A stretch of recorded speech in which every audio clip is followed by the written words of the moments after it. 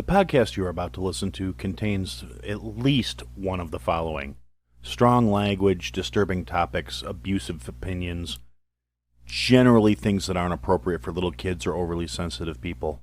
So, if any of that stuff's going to get your nose out of joint, this is your chance to turn it off.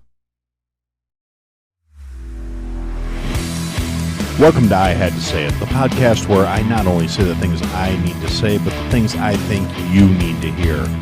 And your feelings, they're not a factor.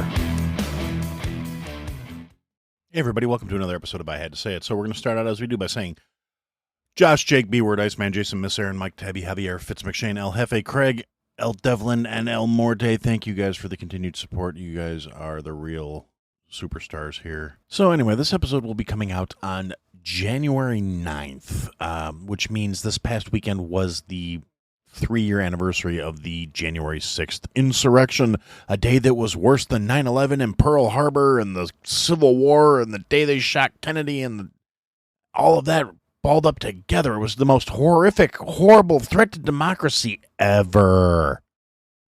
Or it was a bunch of people taking a fucking unscheduled tour of the Capitol building, and one guy moved a lectern like 15 feet. Realistically, not a insurrection. I don't give a fuck how many different ways they try and sell it. The only violence committed that day was committed by the Capitol Police. The only person who got killed in this insurrection was a protester who was shot, an unarmed protester who was shot in the head by a cop from hiding. The guy's a coward, and he will face no consequences for it because the powers that be are perfectly content with the fact that he shot somebody they're saying they were displeased with the situation at hand. And by and wide, I am inclined to actually side with the protesters that day because they were much less violent and destructive and of a threat to our society than the entire year and a half leading up to that of shit getting lit on fire, people burning things down over a fucking overdosed asshole. I would much rather remember Ashley Babbitt, the lady who was killed at the January 6th protests, than mourn Fentanyl Floyd, who died from an overdose and became a martyr after literally accomplishing nothing in his life than being a degenerate junkie criminal and having the good fortune to be arrested by a white cop and die during his arrest, and then kick off a national movement of shitheads doing shithead things in the name of protests where they were robbing and stealing and assaulting people and lighting shit on fire. Yeah, so the January 6th was obviously much worse. I think there was a couple $1 million in property damage, and most of that was from windows getting broken on the White House, or not the White House. I'm sorry, on the halls of Congress. So realistically, I'm sure those quotes they got to get those windows replaced were really fucking accurate and really not padded with a bunch of waste because the taxpayer was picking up the bill. I'm sure that's an extremely accurate assumption of how much it cost to repair the damage from January 6th. So when the government's telling us there was millions of dollars of damage, I'm sure it was really worth every penny they spent to fix that stuff. And furthermore, every leftist politician is out here decrying it as the day democracy almost died and how they were all scared for their lives. And even some of the assholes on the right who are more uniparty career parasite motherfuckers. Oh my God, I was so afraid. I was so this. I was so that. And, it's entirely possible they were afraid because maybe they actually thought they were going to be held accountable for all the dereliction of duty and irresponsible management of the country they've been responsible for over the course of their careers. Because these were, for the most part, career parasites who have done nothing useful or contributory to the country in a very long fucking time. And initially, I was very skeptical about a lot of things. I just figured it was a bunch of assholes that were getting out of hand because they weren't happy with the way the election was going. But I am a mature enough individual to kind of rethink some stuff as more evidence comes to light. And with all the evidence of electoral impropriety that occurred, we've got Georgia who swore up and down they certified all their elections, completely unable to provide a single receipt to show they certified and verified and audited anything. And it has come to light that there have been literally tens of thousands of votes that were counted twice or even three times, identical ballots run through over and over again, evidence of votes being counted without witnesses from the Republican side to be able to offset the people who were running the votes through. There's just all kinds of improprieties all over the country with this thing. You know, the 2 a.m. spikes where all of a sudden Biden was losing by 6 points and he's up by 10 when at the next morning after the votes were supposed to be done being counted. And there are a lot of things we could be doing to adjust the electoral system to address these issues. You know, single day ID required voting, days where you are, have to actually prove that you are who you say you are and that you're authorized to vote. And one of the things that's going on in context of January 6th and one of the theories that's going on around, and it's really not that much of a theory. They've basically already said it. They've said the quiet part out loud. The massive influx of illegal aliens that has come across the border in the last 3 years. Now, we're at a point, since Biden took office, there have been almost 12 million encounters with illegal immigrants in this country. Now, that's the ones that we know about. Those are the ones they can confirm. That's not counting the gotaways or the never got spotted in the first fucking place. That's primarily based off of, I believe, the number of people that Texas and New Mexico and Arizona have been shipping around the country to other cities. And I've talked about this before. It's not just the fucking Republicans doing this. Democrats are paying to move these assholes. Left-leaning organizations are feeding, clothing, sheltering, and funding these people as soon as they get across the border.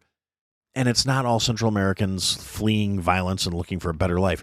It is people from literally every country on the planet coming through, having no fucking business being here. And it is what it is.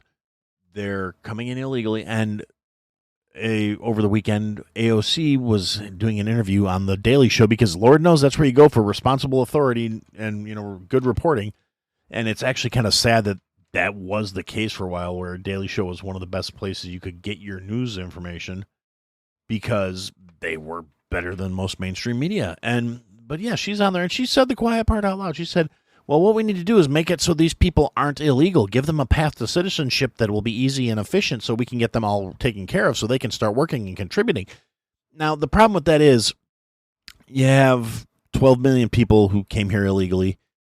You haven't vetted or verified any of them. Out of the few that they've caught that were actually on the terrorist watch list, there have been all kinds of stories of people that are here illegally that have been busted committing multiple crimes, being let back out by permissive judges who, by and wide, liberal left-leaning asshole judges who don't believe in actually punishing criminals, just punishing law-abiding citizens, because that is straight out of the fucking commie handbook. And I'm at the point where, like, a lot of people are like, why are you so hard on the left? You must be a super conservative. No, I'm really not. I'm very much a centrist. I am one of those people. I believe in leave me the fuck alone and I'll leave you alone. There was a time where I was considered fairly left-leaning because I don't give a shit if you're gay or bisexual or any of that other shit. It's irrelevant to me. I was very much believing in a lot of things that at the time when I was a youth, I was considered much more left-leaning. I haven't changed what I believe in all that much over the course of my life. Yes, I've grown and developed and matured in a lot of ways, and some of the stuff I used to believe in I realized was kind of fucking stupid. Not because the concepts themselves were bad, but unfortunately humanity's not developed enough to function under those concepts. When I was much more of an anarcho-capitalist than I am now, because frankly, I think people are too stupid and too afraid of responsibility to function under that kind of structure. That's an ideal world for me, is where there is no centralized government. There's no rules and regulations to stop people from doing anything other than the merit of what they do. But unfortunately, humanity's not developed enough to function that way because people are irresponsible fuckwads. And the last few years have done nothing but hammer that fucking point home. But yeah, so they're importing literally millions of new voters because they know they're losing the voter base they have, and they're not going to be able to pull off a second election fraud. I really don't believe that if it does happen, it's probably going to be that final fucking straw for a lot of people. A lot of things could go really sideways from this, but yeah, when you are doing so poorly at what you're attempting to do that your actual voter base is even starting to go, you know what? No, you're not doing a good job. You're fucking us over. You promised us the world, but all you're giving us is debt, crippling, crushing fucking debt, and lies, and you're making our lives fucking worse. And people are starting to fucking see that, and you can only cover that shit so much. So when you start to lose your base, what do? You import a new voter base, and that seems to be exactly what they're doing. I find it really hard to believe that anyone could claim this is accidental at this point. The current administration in D.C. has actively threatened to sue Texas if they enforce, because Texas has started to say, we're tired of this shit and we're going to arrest any illegals that come across that border. We're going to defend the borders of our state. And the Biden administration flat out said, if you do that, we're going to sue you to not be able to follow that decision. So, I mean, you cannot get much more of a delusion of grandeur, tyrannical shit than that. States' rights are supposed to override the federal government. That's how this country was founded.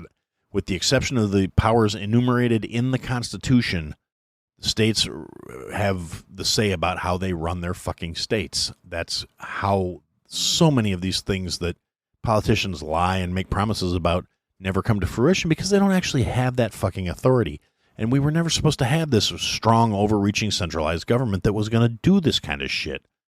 But on the other hand, we also have a tin pot wannabe fucking dictator that is in the office. I mean, granted, he's senile, and I don't think he really knows what's going on so much as his fucking handlers are using him.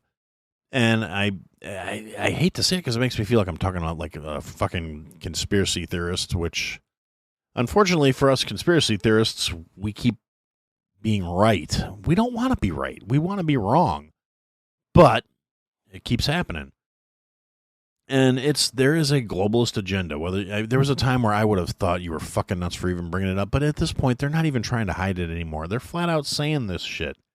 And we're just kind of being apathetic about it and just sort of, oh, well, here we are. What can we do? So one of these days, they're going to push us too far, and then there's going to be a problem. And it's like, you know what? Spare me that shit. All the people who are out here saying, "Oh, well, they're going to push us too far, and one day there's going to be a reckoning." I said it last week. I don't really know if there is something significant enough that could actually push us to that point. But the closest we've come so far, the insurrection that almost ended democracy, where literally the most armed population in the country, conservatives are by and wide the ones who have guns, who go out on the weekends and train with them and practice with them. A lot of the MAGA people are the ones who are, if somebody asks you how many guns you have, the answer is always one less than I need. And if people ask you how many guns you want, it's always one more than I got. And yet, again, the only violence that happened on January 6th after the election was probably stolen. I mean, I hate to be one of those election-denying assholes, because that puts me in the same camp as Hillary Clinton for her entire fucking career after the first time she tried to run for president, and every single time since, where she talks about how the election was stolen and it was illegitimate and blah, blah, blah. No, she still believes she fucking won, even though she didn't. And thank God for that. But I digress. When you have who are realistically the most armed civilians on the planet involved in what is being labeled as an insurrection without a single shot being fucking fired other than by a police officer into a defenseless woman's face. Yeah, that's why you can't really sell to me that this was a insurrection and jeopardizing democracy. They keep saying, oh, this is a threat to our democracy. This is a threat to our democracy. Bypassing the fact for a second that the United States is not actually a democracy, it's a constitutional republic, because democracy is mob rule. Democracy is 50 plus 1 means the other 49 get fucked. Whereas a constitutional republic says there are guidelines, this is the way things work, this is how it has to be, because we are not allowing mob rule in place. We are a society of laws and regulations and rules, because you motherfuckers don't know how to fucking act. And I've heard it said, democracy is two foxes and a chicken discussing what's for dinner. It's realistically, it's particularly when you think about how stupid the average person is in this country. And then you got to remember half of them are dumber than that. So yeah, There's literally no good argument for pure democracy in this country right now. And we're not a democracy. That's at the end of the day. So when these people are talking about, oh, it's a threat to our democracy, it's a threat to our democracy, what they mean is it's a threat to fucking Democrats, because they can't sustain themselves on merit. They are not a merit functional organization at this point. Maybe there's a time when they were, but it's really not the case. And if you look at the way they carry themselves, the way their demeanor, their behavior, it's really, basically they do a lot of projecting. Every problem they accuse other people of seems to be more inherent in them. And they're so pompous and sanctimonious and self-righteous that they will never, ever see it. And it gets to a point where that's one of those reasons why I actually kind of lean into the whole national divorce idea. A peaceful parting of ways. Because when you have somebody whose actual thought processes in no way, shape, or form align with yours, you're never going to find common ground. You're never going to find a middle ground. There's never going to be any working with people like that, because it's not about progress. It's not about achieving a common goal of a better life for everybody. It's about fucking winning. And it's just, it's not going to work. I can't see it being a thing where, there was a time, even when I was a kid, 20 years ago, 25 years ago, when I was like looking at my first elections, my first voting, and 27. Okay, who's counting? Anyway, that's not the point. The first election I voted in was in 1996. And with the exception of a couple of smart-ass comments I made, I feel pretty much the same way now that I felt then, that every single career politician is a crook. They should all be tarred and feathered and run out on a fucking rail. I believe we should have term limits imposed. I believe there should be caps on how much they make. It should be, they should not be making six figures, because they're not doing six figures worth of work. They're not productive at all. They don't produce or create anything other than stress, turmoil, and a belief that we need them for something. And that's one of the problems in this country, is we forget that they need us. We don't need them. And they keep trying to push their agenda, thinking they're somehow smarter or better than the average person, when realistically, all they are is more fucking corruptible, more fucking prone to being willing to sell out every motherfucker they can in the name of doing better for themselves. It's purely a bunch of selfish motherfuckers. Now, granted, there's a few people that I think are probably exceptions to the rule. There's a few decent people in public office that are actually there to be public servants.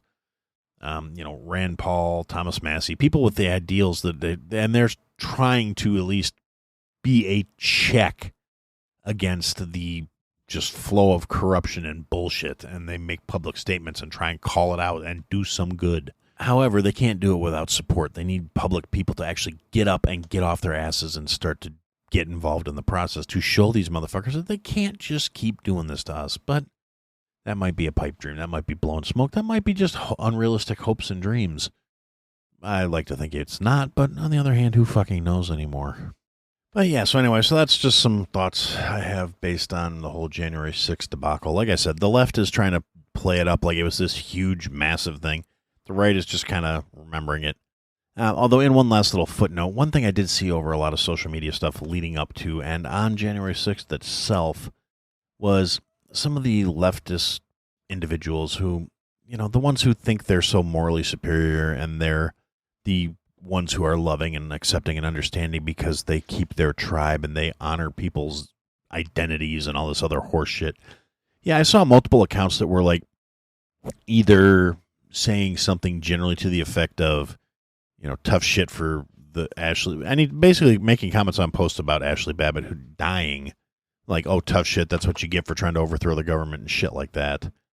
And there were actually a couple people that, extremely tacky, were actually toasting the fact that she was dead and said she fucking deserved it. So to those people, I really hope you have just the most horrible fucking life. You are a piece of shit celebrating somebody dying because you don't agree with their beliefs or their politics. And ironically enough, that seems to be a massive thing with these leftist assholes these days. And once again, I'm saying that as somebody who at one point identified with the left way more than the right. I was never a fan of ultra-conservative Christian motherfucker types because I never really had puritanical values, even though this country was founded by a bunch of puritanical fucks who were supposedly coming here for religious freedom, but were actually bringing all their baggage and their fucking horse shit with them. But ultimately, these days I do find myself aligning more with more conservative views, not because I've gotten more conservative, but just because the bar's fucking moved. And the people who claim the left now are just the most repugnant motherfucking human beings on the fucking planet. People who think it's perfectly acceptable to say, if you don't honor my beliefs and you don't acknowledge my structures, then you're in trouble, you're in danger. Like every one of these fucking trans individuals who says, if I'm a man that identifies as a woman and you try and come in here, I'm going to beat your ass and you'll find out what a real violence is and da-da-da. No, that's not feminine behavior. You're not actually portraying yourself convincingly as a woman at all. That is being a massive fucking douche with an inferiority complex. And there has been multiple instances of different people of the, like, I don't even like to say the whole LGBTQIA thing, because the LGB part I don't have a problem with, and most of the old school T I don't mind either. But the new T's and the Q's and the IA pluses and everything else they've added since fucking 2005, those are the ones that are really making everybody look bad. Those are the ones that are making people say things like, yeah, you're coming after our children. Those are the ones that are proving the slippery slope motherfuckers right. Much as I hate to say it, because personally I was of the mindset of like, what, you want to get married? Let them get married. Who gives a fuck? They won't. There's no reason that anybody should be picking on somebody because of who they want to rub their squishy bits up against. It's fucking juvenile and stupid. Until, you start bringing kids into the mix, or you start saying things like, you have to honor my decision to be identifying as a fucking non-existent word, or I am an animal self. I identify as a fucking badger, and you have to use my badger nouns. You're a fucking idiot. That's okay. I've ranted about that ad nauseum. I don't need to go back into that particular train of thought for this episode. But there were some other things going on this past week that we should at least briefly touch on, and one of which being a sort of a release of the Epstein client list, not the massive bomb that people were hoping for or expecting. And realistically, there were some significant names on there. Bill Clinton was named like 70-some times in that deposition. Alan Dershowitz, the attorney, his name came up multiple times. Prince Andrew, to the surprise of absolutely fucking no one. And then like Stephen Hawking, which led to some of the funniest fucking memes I've seen in quite a while. The internet remains undefeated in terms of that shit because they just all bring up the whole... if Hawkins was there, what was he doing? And the funniest thing is somebody actually started a rumor on Twitter that Hawking's kink was identified as he would sit there and watch naked midgets try and solve equations on a blackboard that was too tall for them. And the internet just picked it up and ran with it. It was fucking hilarious. Now, me personally, I remember stories of Stephen Hawking before his medical issues became to the point where he was actually trapped in that chair, was actually a pretty horny bastard. So is it beyond the realm of possibility that he was there on Epstein's Island doing some disgusting shit? No, it's really not. But is it also possible he was brought there under the pretext? Because I, as much as I hate to excuse anything, and I think everybody that was involved in going to that island was probably on some bullshit, I'm sure there were probably some people that were there to give an air of legitimacy to it, too. To say, oh, no, I've been to the island and nothing fucking happened. And what do? You get one of the most respected minds in the world to say, oh, no, I go there. Well, oh, no, I went there and it was... his speak and spell could have detracted information for a while. However, there are plenty of instances of him in his younger days being in strip clubs and going out there and doing all kinds of just really dirty shit after, I believe his wife passed years and years ago, and he just was horny bastard on the town. Come here and give the smartest man on the planet a fucking lap dance, shit like that. It just...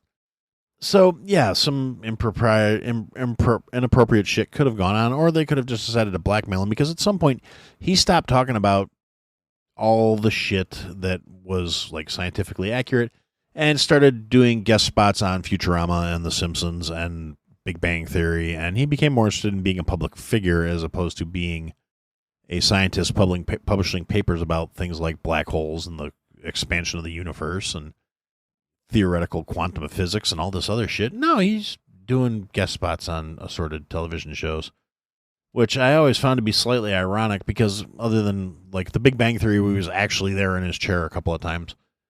But like, how do you you're Stephen Hawking and you're guesting in a cartoon. You're not writing the dialogue and you can't speak. They could have done it again with a fucking speak and spell. But anyway, I digress. The point is, yeah, so Stephen Hawking's name was on the Epstein client list.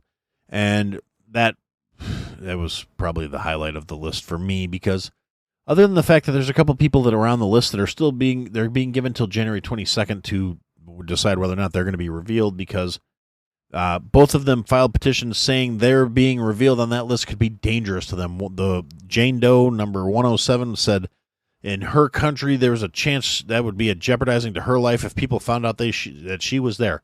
Well, bitch, maybe you shouldn't be hanging out with pedophiles. The fact that the court system is giving her the extra time to argue her case of not being identified for doing heinous, horrendous shit because it might be putting her life in danger. If people finding out what you're doing is jeopardizing your life, maybe it should be. I mean, granted, there's a lot of strictures and cultural shit I don't agree with when it comes to repression and forcing people to live in a way that's not true to their authentic self. But when you're talking about your culture might murder you for fucking children, maybe you should. Maybe you should be murdered for fucking children because you should be murdered for fucking children. I don't know how else to say it. There's not a lot of fucking wiggle room in this conversation. There's not a lot of gray area. If you are fucking kids, you are a bad person and you should fucking die. This is not something I'm willing to host negotiations on. This is not something I'm willing to talk about. Would Chipper go burr? The end.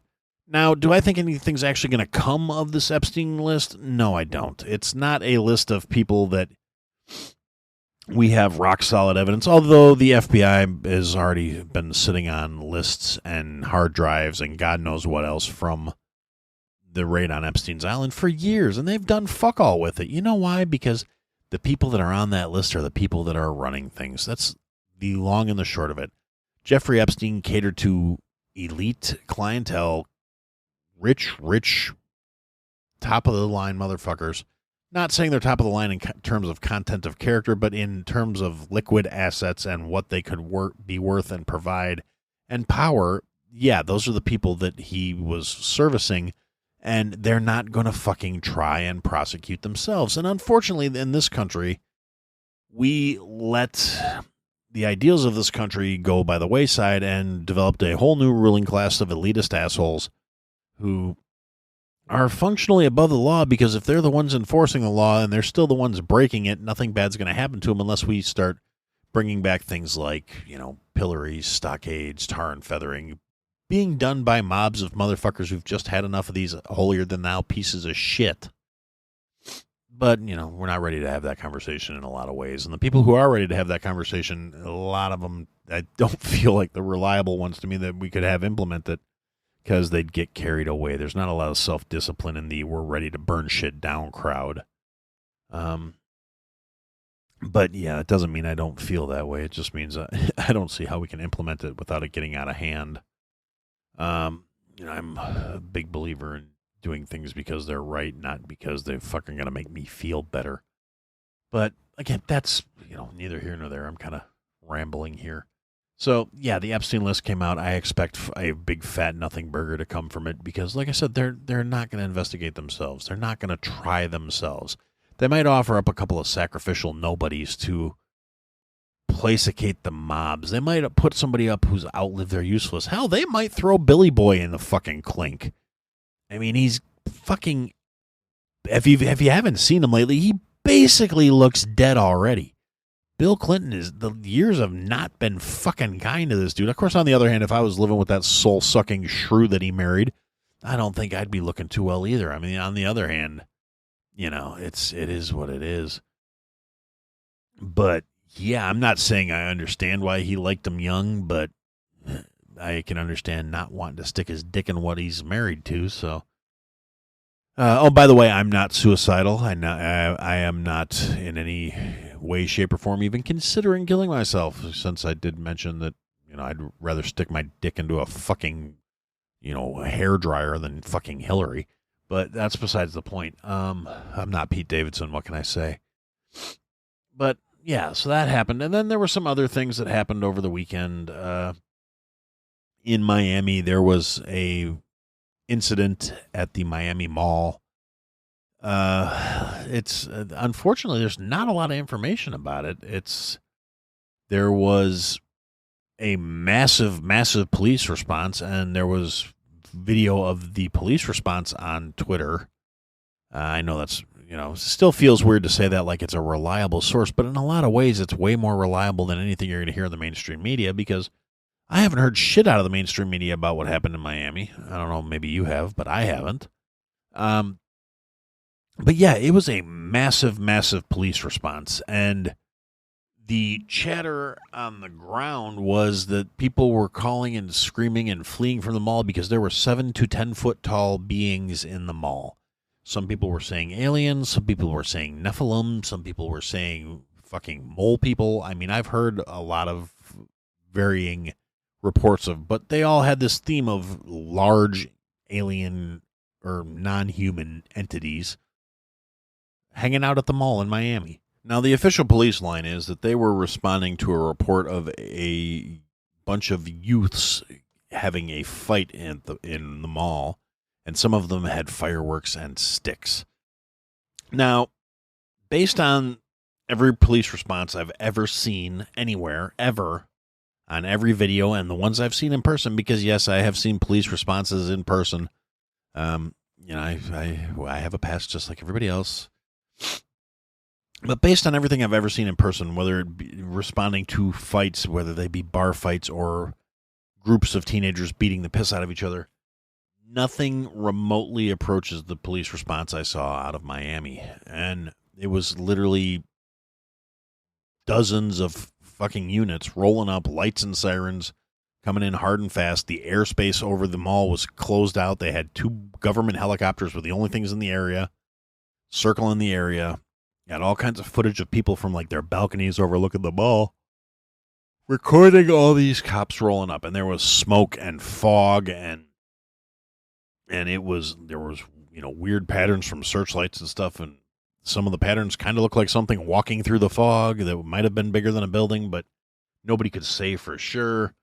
And honestly, to me, the official line all stinks on ice. Now, I've heard another theory that might hold a little more water in terms of like why it would elicit the response it was, and that was somebody reported when the kids started throwing fireworks at each other, and everybody knows what fireworks sound like, so these kids would have had to have been using like quarter sticks or something significant to elicit a terror response. But people were saying that somebody called it in as terrorist activity, and that's why the cops came as heavy as they did. That's more feasible to me than that's how they were responding to a teenage mob fighting with sticks. It just doesn't, that story don't hold water.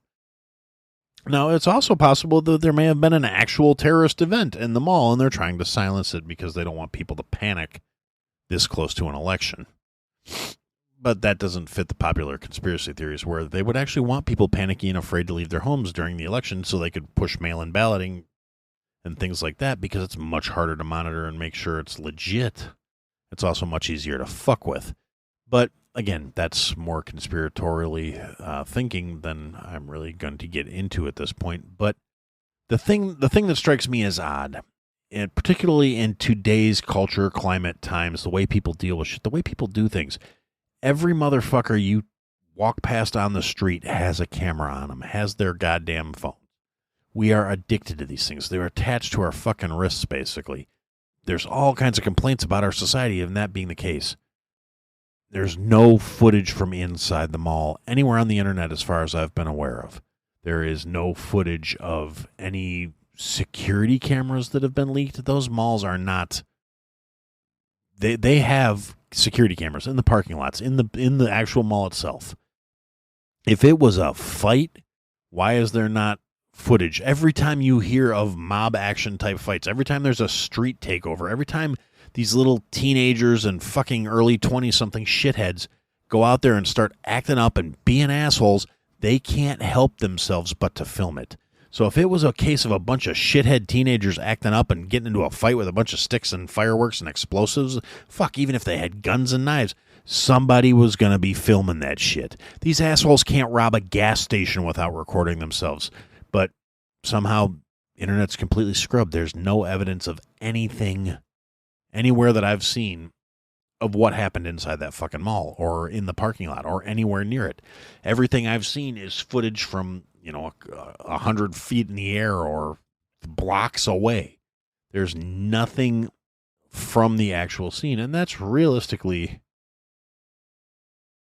That's why I'm not buying the official line. I'm not believing it was just a case of massive response because they thought there was a bigger problem than what was actually going on.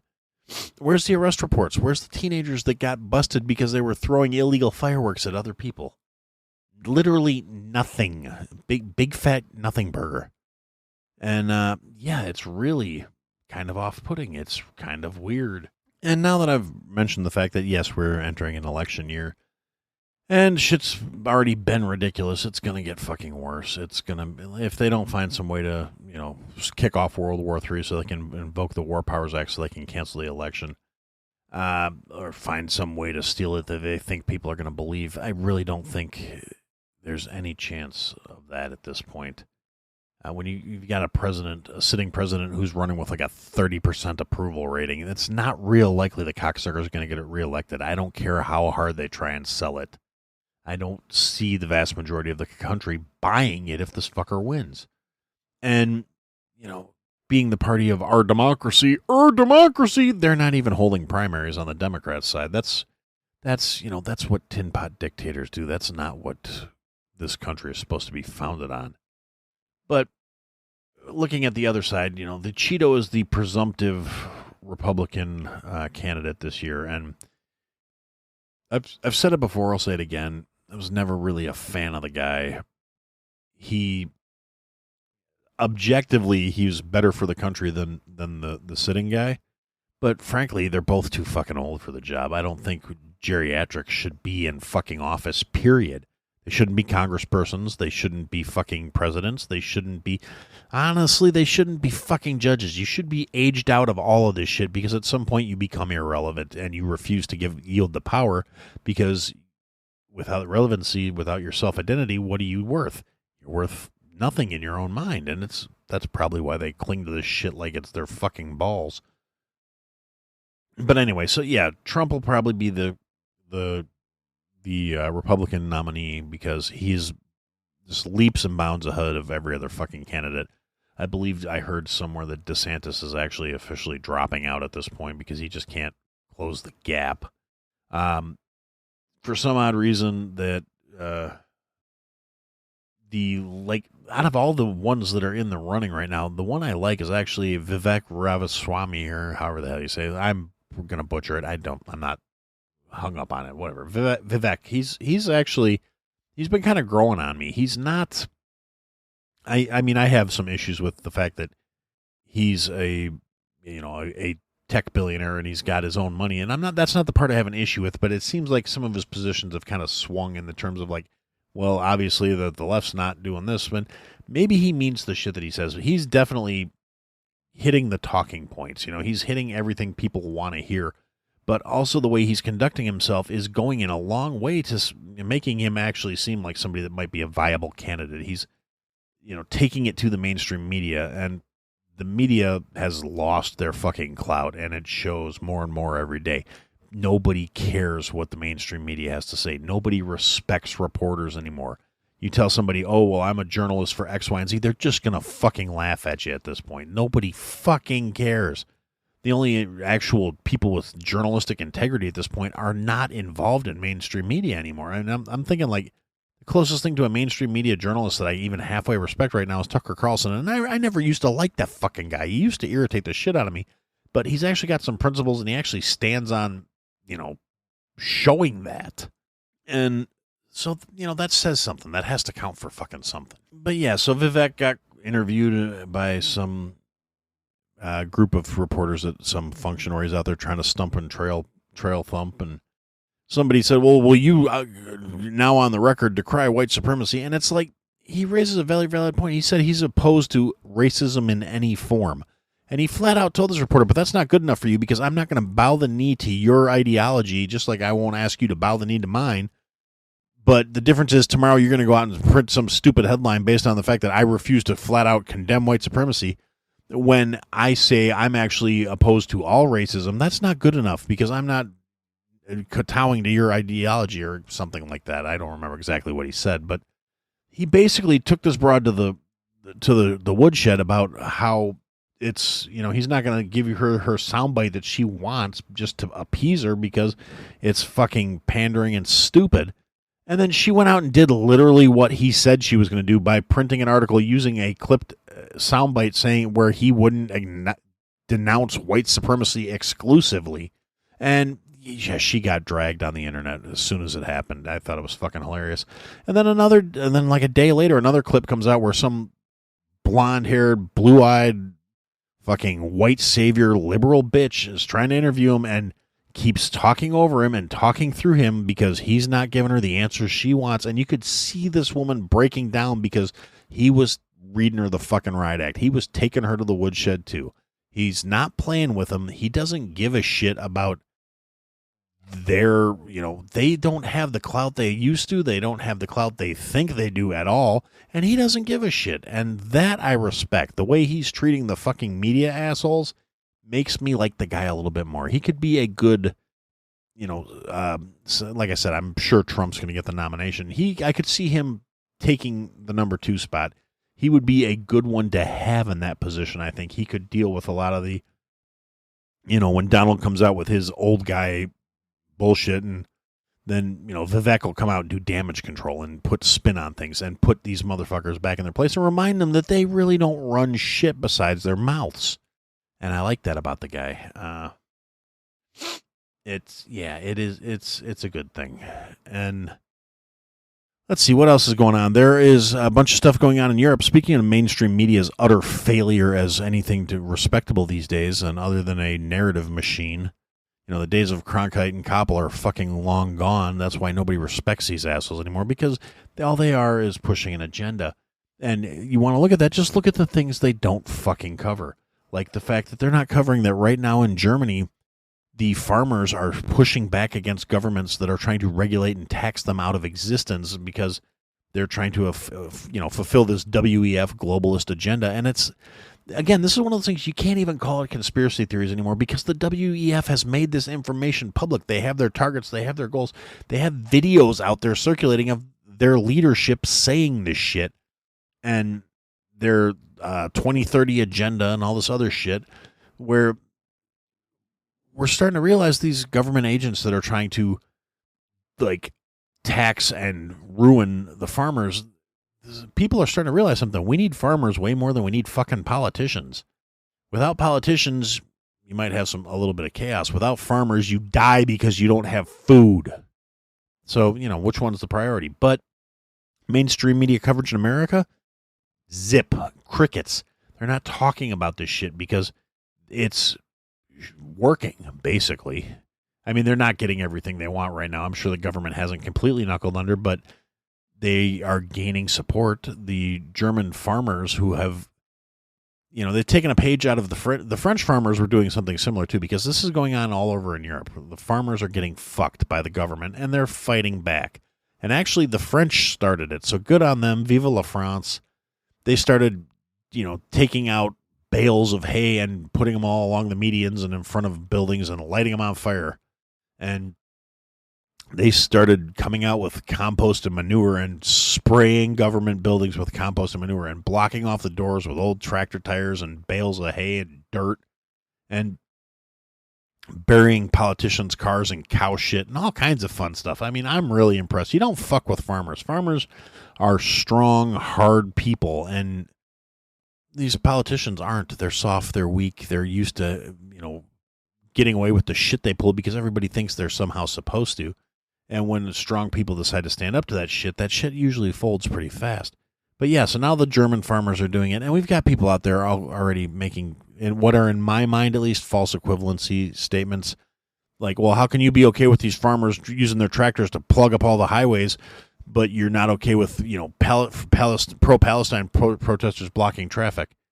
Well, partly because it's a matter of idealism of you're fighting for your own, who they're going up against, who they're protesting against, who they are trying to fight are directly the ones who are harming them, as opposed to some asshole in California that decides to block the 405 because something going on halfway around the planet that has fuck all to do with them, and they feel the need to interfere with the flow of traffic to try and make a point. And usually it's a very poorly educated point because these are either paid actors, bad actors, or stupid fucks who are echoing whatever talking points their talking heads that they pray to are giving them. And yeah, it's not the same thing at all. I mean, yes, they're both impeding traffic, but one's doing it with a goal and a purpose that is directly against the people that are wronging them. The other ones are doing it because they want to stick their nose in other people's affairs so they can feel self-important because they don't actually have anything of meaning or value in their day-to-day lives because they're useless, worthless, mouth-breathing fucks. But, they're all college-educated with degrees they can't afford to pay for because what they got their degrees in don't pay.